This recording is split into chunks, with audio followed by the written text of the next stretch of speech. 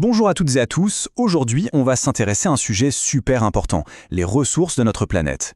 On utilise des tas d'objets tous les jours sans même y penser, mais d'où est-ce qu'ils viennent au juste? Et surtout, comment on fait pour bien les gérer? C'est ce qu'on va découvrir ensemble. Allez, pour commencer, une petite question. Prenez un objet que vous connaissez par cœur, votre téléphone. On l'utilise tout le temps, mais est-ce que vous êtes déjà demandé ce qu'il y a vraiment dedans? La réponse, vous allez voir, elle n'est pas du tout magique.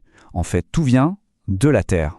Et voilà un peu la recette de fabrication d'un smartphone. On y trouve du plastique qui vient du pétrole, du verre qui est fait à partir de sable, des métaux bien sûr comme le cuivre, l'or, et puis des choses un peu plus bizarres, voyez, les terres rares. Bon, tout ça, ce sont ce qu'on appelle des ressources naturelles. On va les chercher directement dans le sol de notre planète.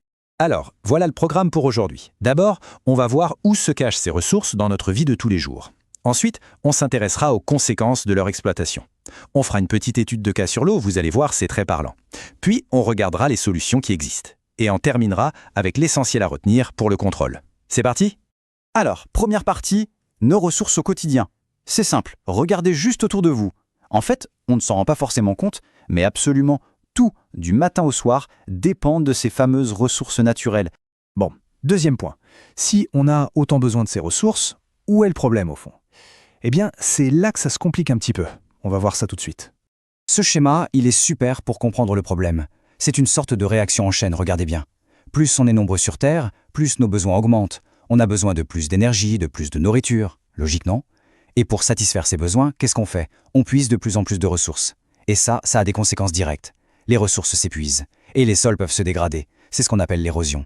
Et concrètement, voilà à quoi ça peut ressembler. Sur l'image de gauche, vous voyez une carrière immense. On a creusé la montagne pour aller chercher des minerais. Le paysage est complètement transformé. Et à droite, c'est un exemple d'érosion. Il n'y a plus assez de végétation pour retenir la terre, alors quand il pleut, tout est emporté. L'impact sur l'environnement, là, il est très clair. Alors, un petit point définition, c'est super important. Une ressource naturelle, qu'est-ce que c'est exactement? Eh bien, c'est tout ce que la nature nous offre et dont on a besoin. Ça peut être une source d'énergie, une matière ou même un être vivant.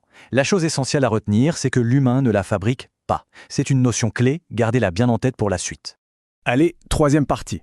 On va enfiler notre blouse de scientifique. On va faire une petite étude de cas sur une ressource que tout le monde connaît par cœur, l'eau. C'est un super exemple pour s'entraîner à analyser un document scientifique et à raisonner correctement. C'est une compétence super importante en SVT. Voilà, là on passe en mode entraînement pour le contrôle. On va décortiquer ensemble une méthode toute simple pour analyser n'importe quel document. Si vous maîtrisez ça, vous êtes paré. C'est bon pour vous? Alors, regardons bien ce document. C'est un graphique qui nous montre comment on utilise l'eau à la maison chaque jour. On voit les différents usages, les toilettes, la douche, la vaisselle, avec des pourcentages. La toute première étape, quand on a un document comme ça, c'est toujours « j'observe ». Alors, regardez bien les chiffres. D'après vous, qu'est-ce qui consomme le plus d'eau? Et voilà la méthode en 3 étapes. Regardez bien. Première étape, j'observe. Je repère l'info la plus importante. Ici, on voit que la douche, c'est 39%. C'est la plus grosse part. Deuxième étape, je conclus. C'est logique, je peux conclure que la douche est ce qui consomme le plus d'eau à la maison. Et enfin, troisième étape, je propose. À partir de ma conclusion, je peux proposer une solution, par exemple prendre des douches un peu moins longues. Vous voyez, observer, conclure, proposer. C'est ça le raisonnement scientifique. Mais attention, l'eau qu'on utilise à la maison, en fait c'est juste la partie visible de l'iceberg. Regardez-moi ce chiffre, c'est complètement fou. Il faut 15 000 litres d'eau pour produire un seul kilo de viande. C'est l'équivalent de 300 douches. C'est ce qu'on appelle l'eau virtuelle, toute l'eau qu'il a fallu pour faire pousser les plantes qui ont nourri l'animal. Ça nous montre bien que l'agriculture consomme des quantités d'eau absolument gigantesques. Bon, tout ça, ça peut paraître un peu inquiétant. Mais la super bonne nouvelle, c'est qu'il y a plein de solutions. Alors, voyons maintenant comment on peut agir pour un futur durable. Ce schéma nous montre justement les pistes à explorer. Face aux problèmes, on a des réponses. Par exemple, une gestion plus intelligente qu'on appelle raisonnée. Le recyclage, bien sûr, et le développement des énergies renouvelables, comme le soleil ou le vent.